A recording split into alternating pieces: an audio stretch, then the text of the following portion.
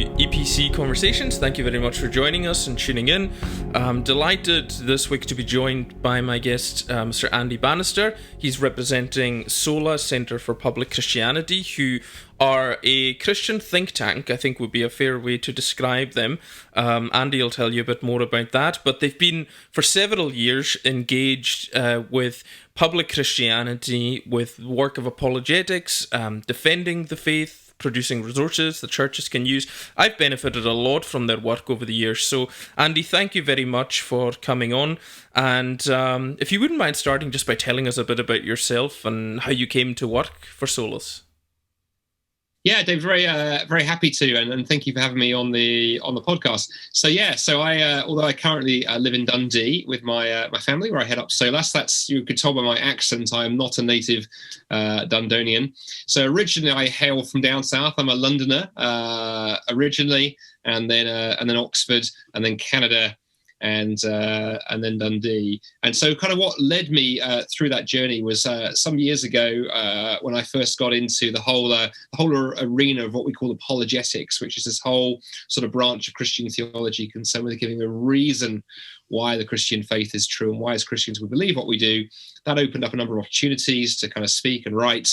And eventually I was hired by an organization called RZIM, who were a ministry that kind of specialized in this kind of stuff. And they were looking for a Canadian director. And my wife and I had always fancied a bit of an adventure. So off we went to Toronto and spent a wonderful 6 years crisscrossing Canada, speaking about the Christian faith anywhere and everywhere. Primarily, actually, David, not in churches, primarily universities, workplaces, cafes, anywhere where we could get a hearing. And then towards the end of that time, we had two children in Canada, and eventually we felt the need to come back to the UK to be a bit closer to grandparents and so forth. And originally we were thinking about Oxford, but then the opportunity came up to take over the reins of Solas. It had been set up by somebody else before me, and the team there were looking for a new leader. And we found ourselves thinking, well, Oxford is comfortable, it's safe, we know it, or we could go to Scotland, which is different and strange and never been there, although I knew it from, as a tourist from the outside. And so, to cut a long story short, we came here in 2016, took over the reins of Solas, and I've spent the last 4 years, until the pandemic restricted things, crisscrossing both Scotland and really the UK, but particularly the north and the northeast, doing what we're doing in Canada, really taking opportunities to talk about the Christian faith, why Christians believe what we do, taking on board people's honest questions and challenges and showing why I think there are good answers. And it's just been incredible to see the opportunities that God has opened up for us in that time. It sounds from what you've said that your journey has, you've had a real focus to what you've done in your ministry and in Christianity, and it's around the area of Christian truth and contending for the reasonableness of the Christian faith. Do you know where the roots of that started to you? Because obviously not everyone goes into apologetics. In fact, quite a lot of people find it a bit intimidating. So where do you think the roots of that are for you? Well, let me start with that intimidating piece, David, because you're right. Because I think some people, when they think about the more perhaps the giving the persuasive reasons for the Christian, or the intellectual reasons for Christian faith, and certainly words like apologetics, they can scare people off. It sounds a very kind of technical term, but I often like to unpack it more simply and say, look, apologetics is really simply persuasive evangelism. So, if you tell a friend, a neighbor, a family member who's not a Christian that you're a Christian, and they say, oh, okay, you're a Christian, David, why? Or whatever comes next is apologetics. And it comes very firmly from Scripture, where in 1 Peter 3, verse 15, the Apostle Peter says, look, in your heart, set apart Christ as Lord, but always be prepared to give a reason to anyone who asks you, why you have the hope that you have. And that's really all that apologetics is. It's a long, complicated sounding word, but it's actually pretty simple. How I got into it was, I hadn't really thought much about this arena at all, David, until in the late 1990s, I was a youth worker working for a group of churches down in London.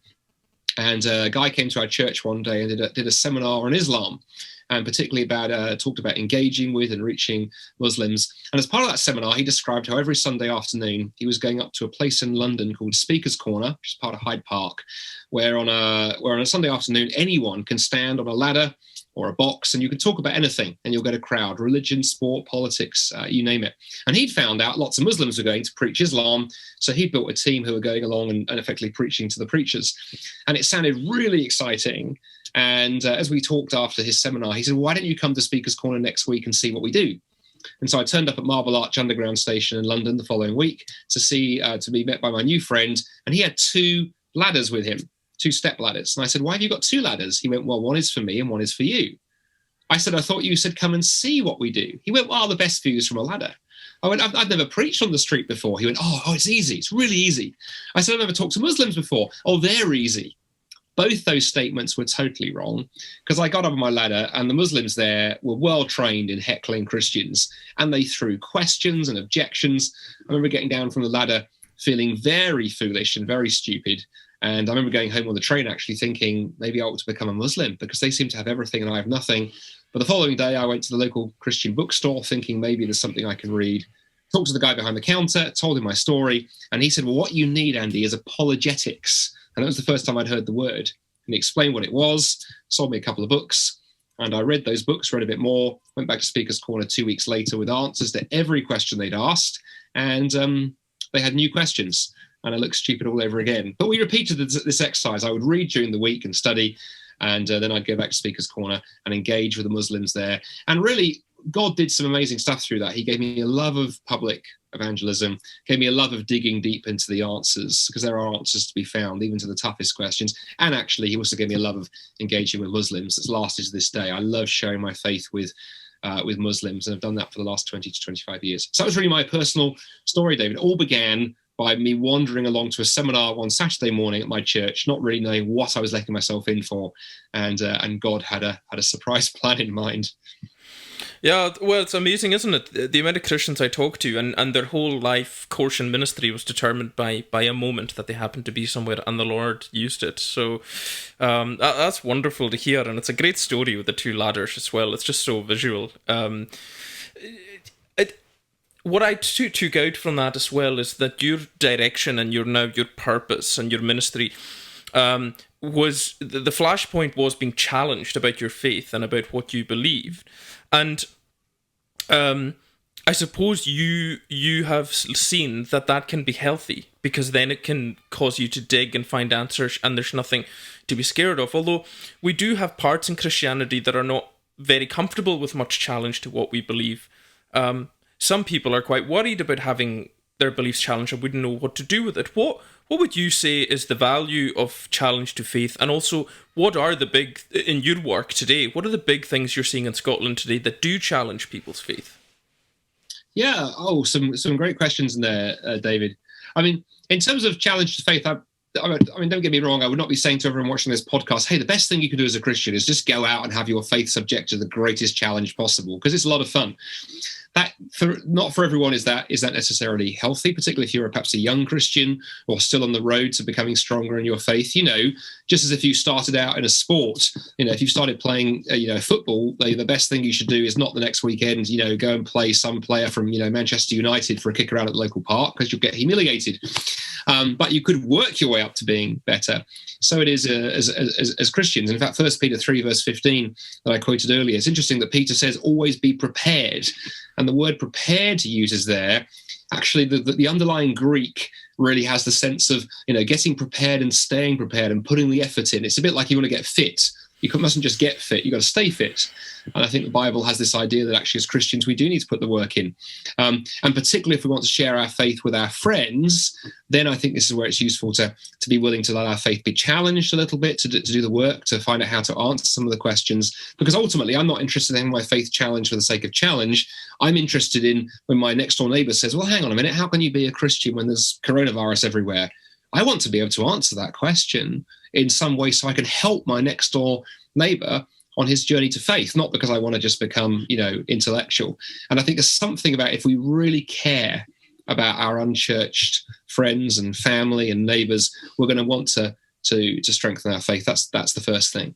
Secondly, I think it is also deeply encouraging as a Christian to know that there are actually really good reasons for the faith that we have. I remember as a young Christian, in my early 20s, coming as quite a surprise when I, just read a couple of books on this before my Speaker's Corner experience, and just having my eyes open to, hey, there are good reasons why the Christian faith is true. Nowhere does the Bible say that we should believe because we should believe because we should believe. Look at the first Christians in the book of Acts as they went out on mission, and whenever people asked them, well, why do you believe these things? They were able to give a reason. They always pointed back to Jesus and his ministry and his resurrection. And of course, it's Jesus who stands at the center of our faith, but there's great evidence for the life of Jesus, his teaching, his resurrection, and so forth. It's very faith strengthening, is the second thing. And then I think the other thing you asked about there, some of the questions that are common in Scotland right now. The funny thing is, David, I'd say in some ways the questions don't change. The questions, they seem to be today the same questions they were a generation ago, just they're being asked by new people. So I think suffering right now is a big question, unsurprising given that we've got coronavirus and the pandemic. I think a lot of people are asking where God is in this. Questions about science come around quite frequently with people sort of, we live in an age where, Nicola Sturgeon, the First Minister the other week said, the science will save us, which I thought was an interesting choice of words. I think many people think that, science is what will save us and give us a, glorious future. And, science has done many things, but I think there are some limits to it as well.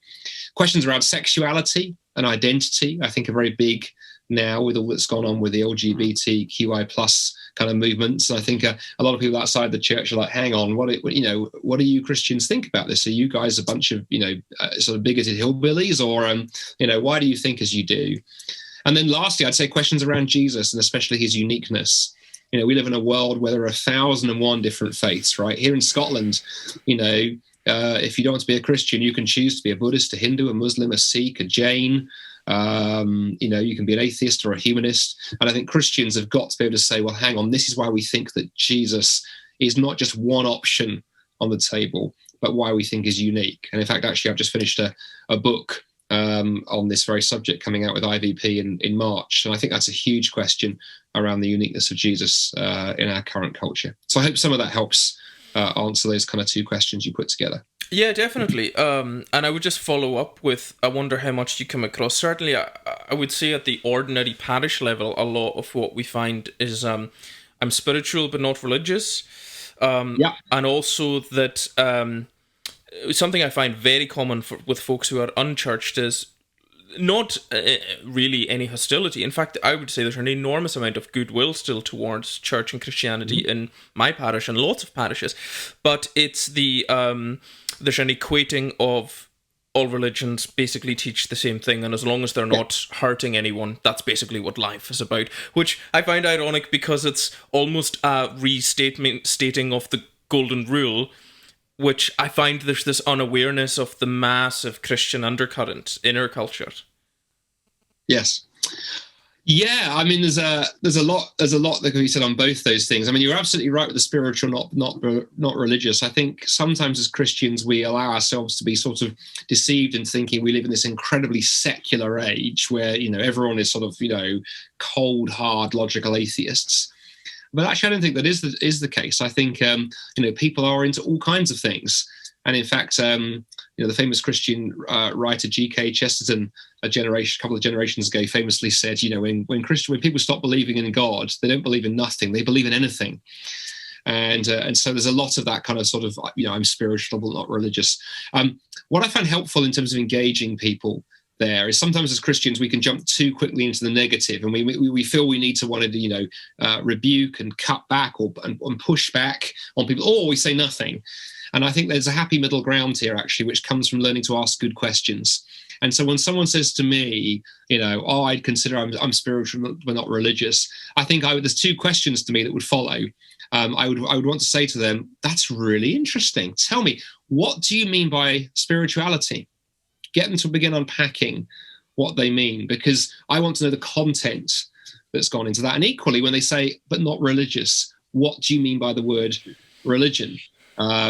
Because the thing I find fascinating about Jesus, in one sense, Jesus was the most anti-religious founder of any world religion. I mean, people often miss the fact he spends most of his time critiquing the Pharisees, who are deeply religious. And I'm always looking for opportunities to say to people, you know what, I think Jesus had a lot of problems with religion, if by which we mean religion that was rules and regulations designed to give power to the religious leaders, and B, to sort of tie people up so they can never see the God who loves them. And I think Jesus had no time for that kind of thing.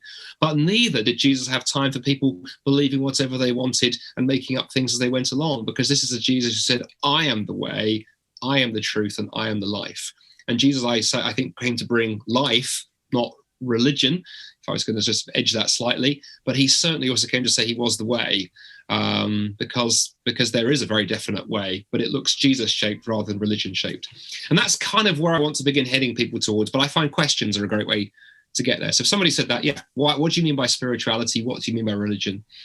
And then on the all religions lead to God, we could do a similar thing, David. I think when people say that, a great question I like to ask there is say, well, what do you mean by God? What do you mean by God? I think is hugely important, because I think many people have some very strange ideas about God. And again, ask questions, listen to your friend, let them blether on a bit before then, as a Christian, find the opportunity to say, that's really interesting. As a Christian, and that's a great pivot, rather than saying, I think you're wrong, let me tell you what's right. Simply say, as a Christian, and then unpack, look, I think if I want to know what God is like, the Bible tells me to look at Jesus, because Jesus is the one, the fullness of God is revealed to us. And there we see a God that's very, very, very, very different. And a God in particular who is a God who is love. And my last point I'd make here is, I think many people, when they say all religions are the same, have in mind, they would perhaps add some flesh to those bones by saying, well, all religions teach that God is love. And what I always like to say if I can get someone to that point is to say, well, okay, let's talk about love for a moment. What do we mean by love? There's that what do you mean by question again. And I like to say to people, what's the greatest form of love you can possibly imagine? And what's interesting, David, I find if you put that question to atheists or Hindus or Muslims or Jews or whoever, every human being tends to get to the same answer, which is that the greatest form of love is self-sacrifice. The parent who lays down their life for their child, a soldier who lays down his or her life to save the platoon out on the combat field. And I always want to say to people, absolutely, that is the highest form of love. And funnily enough, Jesus answered the question the same way. He said, greater love hath no man than this, that he laid down his life for his friends. And then I say to the person I'm talking to, interesting. So if God is a God of love, and if God, by his very definition of being God, is the greatest of whatever he does, he's the greatest creator, he's the greatest judge, he's the great lover, then surely God must have demonstrated self-sacrificial love. And there's only one religious claim in the world, I know, that tells us that the God of the universe stepped into history, took on the form of a human being, and gave his life for us. And that's uniquely at the heart of Christianity. If you want to know what God is like, look at Jesus. And if you want to know what supreme love looks like, look at Jesus. Wow, that's really powerful. And there's almost a common guardrail there, that if you're taking things back to the life and the words of Jesus, there's almost no way to fail, because he kind of doesn't let you down in terms of what he demonstrates, and how both reasonable it is, but also supremely powerful in terms of its ethical and moral exemplar and all of that, which is just so interesting. Yeah. I wondered. One very quick thought on that as well. Yeah. The other advantage of going to Jesus, I always say to people, is it also saves you from having to defend it. Because if somebody says, well, I disagree with you, then you can very gently say, well, with respect, all I'm doing is sharing what Jesus said. So if you have an issue, do by all means take it up with him. But, it's not Christians who say that Jesus is the way, the truth, and the life. There is no way to God except through him. That's what he said. And as his disciples, we're simply trying to faithfully follow and represent what he did. And it takes a little bit of the heat off. If someone disagrees with you, you can pass the heat to Jesus, who is obviously much better than we are at dealing with it, because he's infinitely bigger. Yeah, and we're kind of almost stuck with C.S. Lewis's conundrum, aren't we? That he cannot just be a good model teacher. He's either a madman or he is God, because he just forces us to choose with his own words. So yeah, that's... What about, I think one of the difficult things is that we're, let's say we've moved, or the church is on a journey in the West towards realizing the status quo and self-preservation isn't going to really keep it going. We absolutely need to have emotional focus and share our faith if we're going to survive into the next era. But I would submit that maybe the average person in the pew might hear a sermon about mission and sharing your faith and feel a sense of conviction, but just go, I've got no idea how to do that. I've never done it. I've never done it in my whole Christian life. It's not been part of my culture. What would you say to someone in that position as a real starting point? Where would you point them? Well, the funny thing is, I'm literally this week starting writing my next book, which is designed to answer this question. Oh, excellent! So I could cheekily say, David, ask me in a year's time. But I'd say a number of things. I think it's a great question. Again, you and I were chatting before you hit the record button and saying, it's interesting that in some, not all, but in some church denominations, there has been a sort of culture of saying, well, it's the minister's job, to teach the Bible. It's the minister's job to do the evangelism. Everything is about the minister.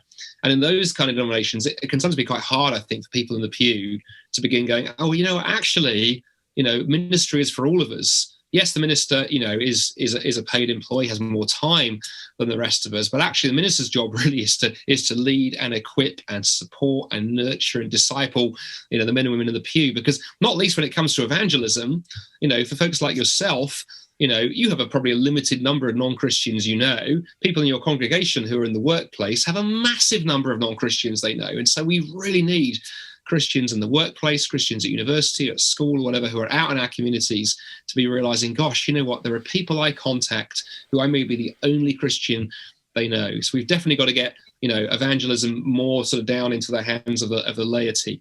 And I think there's a number of things we can do there. I think the first is there are some great resources out there to help us. I joke that I'm writing a book, but there are some brilliant books out there at the moment. One book I recommend all over the place is a wonderful book called Questioning Evangelism, written by an American friend of mine called Randy Newman. And make sure you get the right Randy Newman, because Randy Newman also wrote some of the songs for Toy Story, and that's just very confusing.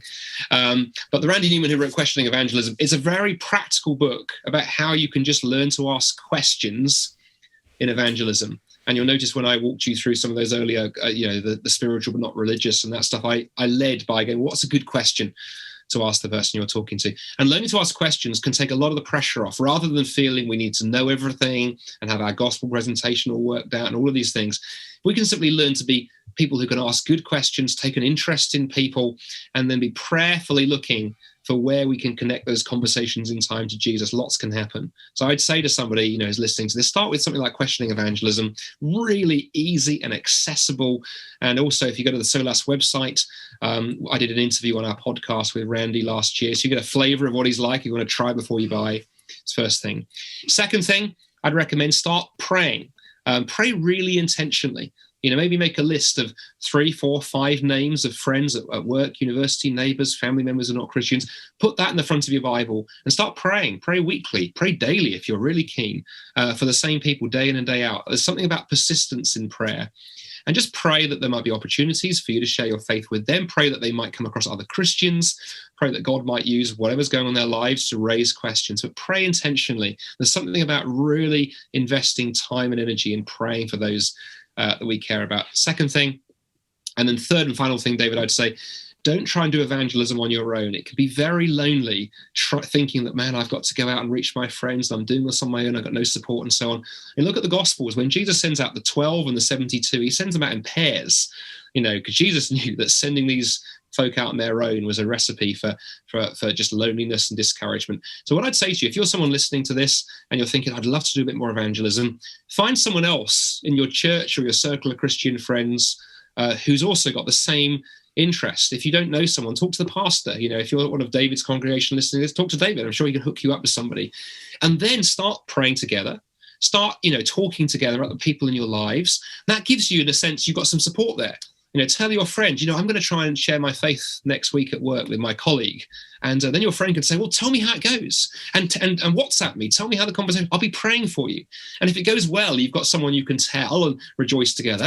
And if it goes badly, you don't need to sit on your own in a room and cry. You can call your friend up, have a Zoom and say, oh man, it just didn't go so well. And they can encourage you and you can pray together. And there's something about standing together, David, in evangelism. And I think we've forgotten that. I think the enemy loves to separate us and make us feel we're isolated. And I would say, get together with a friend, pray, and get into a great resource like Questioning Evangelism. Thanks, Andy. That's just some great practical tips that I think will stand the test of a long time if people are wanting to just know how to put one food in front of the other. Um, in terms of the wider picture that we see, that we find ourselves in now, I'd be keen to get your perspective on this.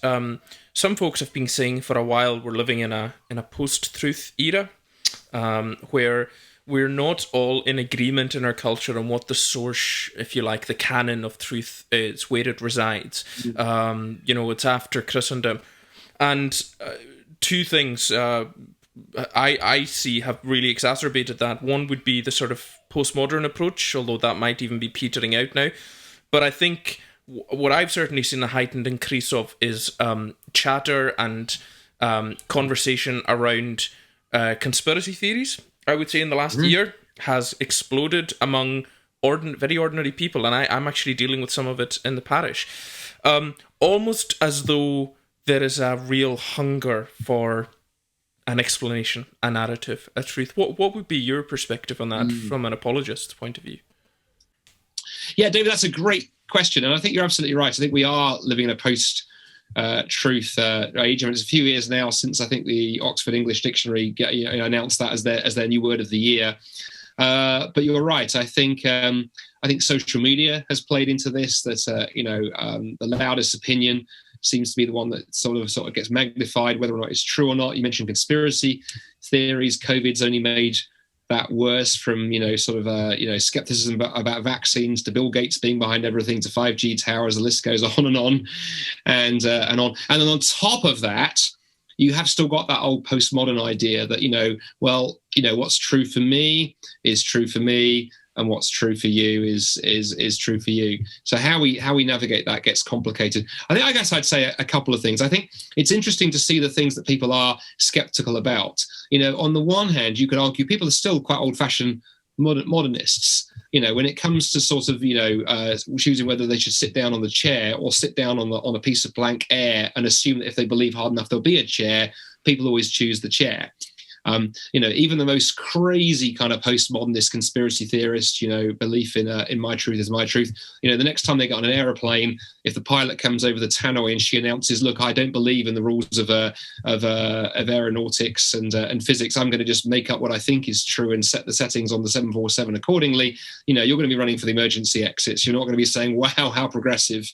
It's really when it comes to things like ethics and stuff that I think people are the most kind of sort of get a bit woolly around truth. What in your work in Solas just now, even amidst the pandemic, what is kind of encouraging you and giving you hope in terms of what you maybe think God is doing, even in Scotland today? Oh, what a great question, David. And I think the answer is there's loads of things. I think the first thing is I think the pandemic has opened up spiritual questions for so many people. For a long time, you could get through life without thinking about deeper questions. You had your job, you had your sports, you had your friends, you had your holiday in Spain for a couple of weeks each year, and everything was easy, and people just cruised along, and they just didn't bother thinking about life's big questions. Well, along comes the pandemic, and all of those old certainties are swept away. The job's not certain, the economy's not certain, your health's not certain. People are thinking about their mortality for the first time. And I think a lot more people are asking, frankly, spiritual questions. And in fact, last year, about April, May time last year, The Guardian, not known as being a newspaper friendly to Christians, ran with a cover story saying that one in four people in the UK had been watching or taking part in religious events online. That rose to 1 in 3 for 18 to 34-year-olds. And then the New Statesman, a left-leaning political magazine, ran a cover story called "Could Coronavirus Lead to a Religious Revival?" And so I think there's a huge opportunity. And I often say when I'm training on evangelism to churches in this kind of context, look for ways to talk to our friends about things like hope, about things like despair. How do you get through dark times? Ask your friends that. Ask your friends how they're doing. And if they're not doing well, listen, be honest. And then find ways to say, look, yeah, it's tough. And as a Christian, I'm so grateful for my faith because it's the only thing I can hang on to kind of right now. I think there's an opportunity for a hearing for that message that we haven't seen in a long time. So I think I'm encouraged by that. At the same time, I think there's a slight challenge in, I think, a lot of churches, at the same time as the evangelistic opportunities have opened up, I think a lot of churches right now have gone into maintenance mode. we can spend all of our time just thinking about how do we do our Zoom on a Sunday morning?